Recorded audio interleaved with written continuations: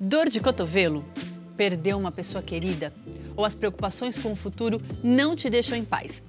Um dos remédios que pode te ajudar a se sentir melhor é um bom livro prescrito especialmente para você. Isso mesmo, eu disse prescrito. Vocês pediram e aqui estou eu. No vídeo de hoje a gente vai falar da biblioterapia, uma prática milenar que usa os livros como remédios, tanto para as dores emocionais quanto para as dores físicas, como uma perna quebrada, por exemplo.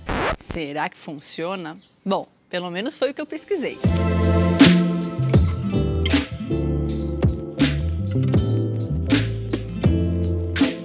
Antes de continuar, eu preciso dizer que eu não sou da área da saúde e que esse vídeo não substitui de maneira alguma uma consulta com um profissional da saúde se você tiver dores emocionais, psíquicas ou físicas. Biblioterapia significa terapia por meio dos livros. A expressão vem dos termos gregos biblion e therapein.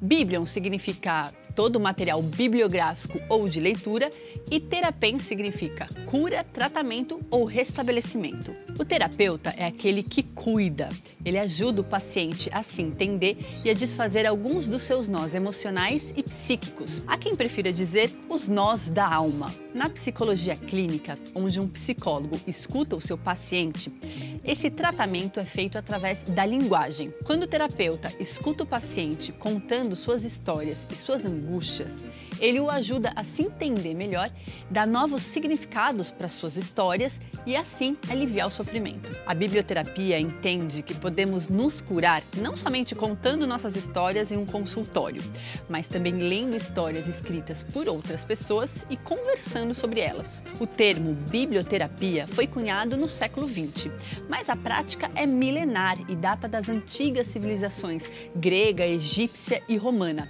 que acreditavam que as bibliotecas eram verdadeiros espaços sagrados capazes de curar as enfermidades. Na Grécia Antiga, por exemplo, recomendava-se a leitura individual como parte do tratamento médico. E o historiador grego Diodoro, que viveu no século I a.C.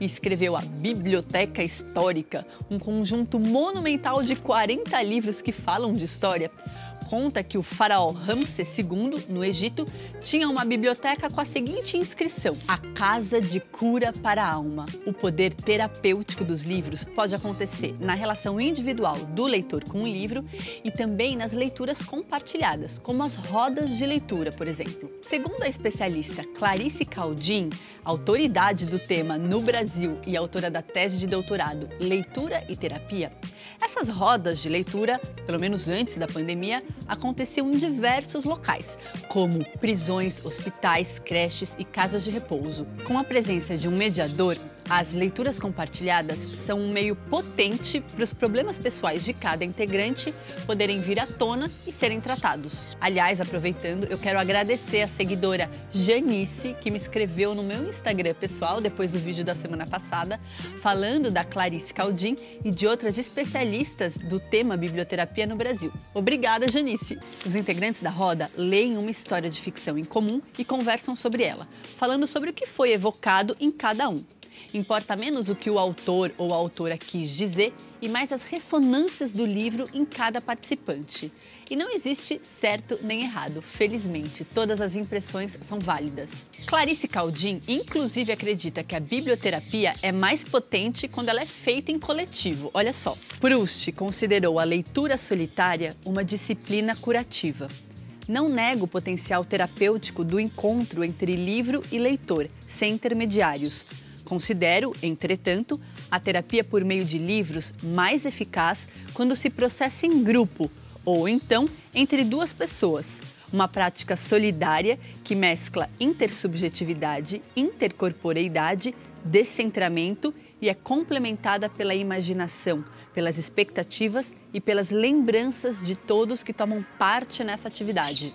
Intersubjetividade e intercorporeidade, nossa, dificinhas essas palavras, hein? Grosso modo, falam sobre as trocas que acontecem entre os integrantes, E descentramento fala sobre a capacidade de um integrante da roda entender algo sobre si próprio a partir da fala do outro. Sabe quando algum amigo está falando algo sobre ele e essa fala te ajuda a entender algo sobre você mesmo, seja por identificação ou diferença? Então, é por aí. Lendo esse trecho, eu lembrei de vários e vários grupos coletivos de leitura que acontecem em Brasil afora.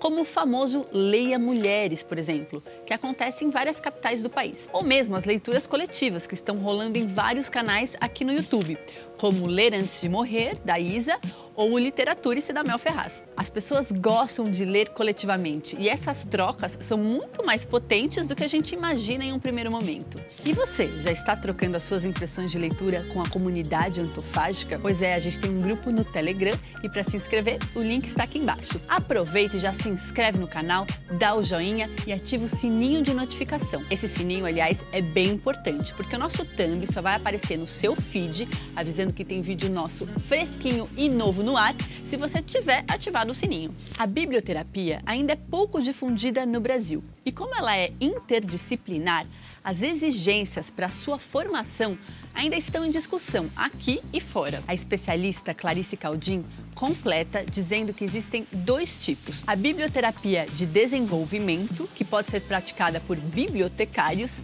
e a biblioterapia clínica, que só pode ser praticada por psicólogos. Em geral, o profissional que deseja ser biblioterapeuta é formado ou em biblioteconomia ou em psicologia. Ele precisa, acima de tudo, ler literatura e amá-la. Outra pesquisadora do tema no Brasil é a psicóloga Cristiana Seixas, que se descreve como alguém que cuida das pessoas através dos livros. Ela diz algo bem interessante. O diálogo com o livro é um dos mais respeitosos. Quando a gente conversa com alguém, podemos ser interrompidos pela pessoa e não conseguir terminar o pensamento e a fala. Quando a gente assiste um filme, algo na história pode nos tocar, mas não necessariamente a gente vai ter o tempo de processar, porque a história continua e dificilmente a gente pausa o filme. Com o livro é diferente. Enquanto conversamos com ele na leitura, a gente tem tempo para pensar, processar e sentir. Inclusive, a especialista conta uma história impressionante no TED que ela deu alguns anos atrás. O link está aqui embaixo para você assistir se quiser. Ela conta que atendeu no seu consultório um paciente que tinha convulsão e nessas crises ele tinha também rompantes de agressividade. Por conta disso, ele viveu toda a sua vida com a liberdade cerceada. Então, em uma das sessões, ela leu para o paciente um trecho do clássico Memórias do Subsolo, de Dostoiévski. Ela perguntou para ele se ele não queria saber mais da história e emprestou o livro para ele levar para casa. Na semana seguinte, ele contou que tinha lido o livro e disse o seguinte: "Parece que fui eu que escrevi." Nesse momento, a psicóloga percebeu que ele não estava mais sozinho e que ele tinha encontrado acolhimento no livro. Além disso, ele leu a biografia de Dostoiévski e quando descobriu que ele tinha epilepsia e que mesmo assim conseguiu escrever grandes livros, ele também ficou motivado e começou a escrever as suas próprias histórias, encontrando um meio de aliviar suas dores e se sentir melhor com ele mesmo. Na minha experiência de leitora, eu reconheço sem sombra de dúvida momentos em que os livros me ajudaram a lidar com minhas próprias questões.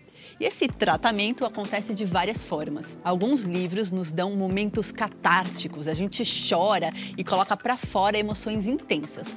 Outros favorecem a introspecção, que é um movimento de ir para dentro e se conectar com emoções e frequências mais sutis. Quando eu terminei o colégio, eu decidi prestar a faculdade de artes e naquela época fiquei cheia de dúvidas e reticente se essa era a melhor escolha. Na época eu participava de um grupo de teatro e o diretor desse grupo me deu um livro chamado Cartas a um Jovem Poeta, de Rainer Maria Rilke. O livro é composto por cartas que Rilke enviou ao jovem Franz Xaver Capus, que queria ser escritor e também estava cheio de dúvidas. Rilke diz que as respostas sobre os caminhos que a gente deve tomar na vida estão sempre dentro de nós mesmos. E ele incita o jovem a perguntar se poderia ou não viver sem escrever. Investigar profundamente os motivos que nos fazem querer expressar alguma coisa, seja na escrita ou em outras linguagens artísticas, é um dos bonitos conselhos de Rilke. O livro super acolheu as minhas dúvidas adolescentes na época e me ajudou a passar por aquela fase. Às vezes é a história do livro que encanta.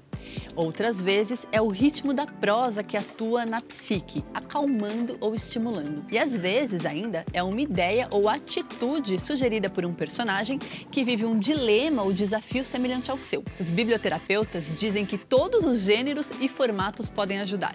Romances, contos, poesia e até literatura para a infância. Fazendo essa pesquisa, eu descobri um livro chamado Farmácia Literária, das autoras Ella Bertold e Susan Elderkin. Elas sugerem livros para aliviar os males da vida de A a Z. Na letra A, por exemplo, elas listam livros que podem ajudar no abandono, no abatimento e até na experiência do aborto espontâneo, que pode ser super difícil para as mulheres. E sempre livros de ficção. Outro título que me chamou a atenção foi o livro A Literatura como Remédio, os Clássicos e a Saúde da Alma, do professor da Unifesp, Dante Galian. Além de falar do aspecto terapêutico dos livros, ele relata uma experiência que liderou na Faculdade de Medicina, onde ele dava aulas de História da Medicina, chamada Laboratório de Leitura. Nesse laboratório, ele e os alunos liam diversos clássicos da literatura universal e, segundo ele, conversavam sobre assuntos da vida e da saúde a partir deles. O filósofo Jean-Paul Sartre tem uma frase que eu acho linda. O objeto literário é um estranho peão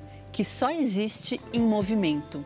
Fechado na estante, um livro não significa muita coisa. Ele precisa entrar em movimento, ou seja, ele precisa ser lido para mostrar tudo que ele é capaz. E não é pouca coisa, ele nos ajuda a viver com mais saúde. O hábito da leitura é tão ou mais importante do que o hábito de fazer exercícios físicos. Então, toda vez que você sentir que um livro está te acolhendo nas suas dificuldades, você está vivendo na pele a biblioterapia, a terapia através da literatura. Aliás, isso já aconteceu com você? Me conta aqui embaixo que eu quero saber. Também quero te convidar para seguir o Instagram da Antofágica e o meu pessoal, Live Piccolo, onde eu sempre compartilho as minhas leituras, estudos e descobertas. A gente se vê na próxima quinta com mais um vídeo. Tchau!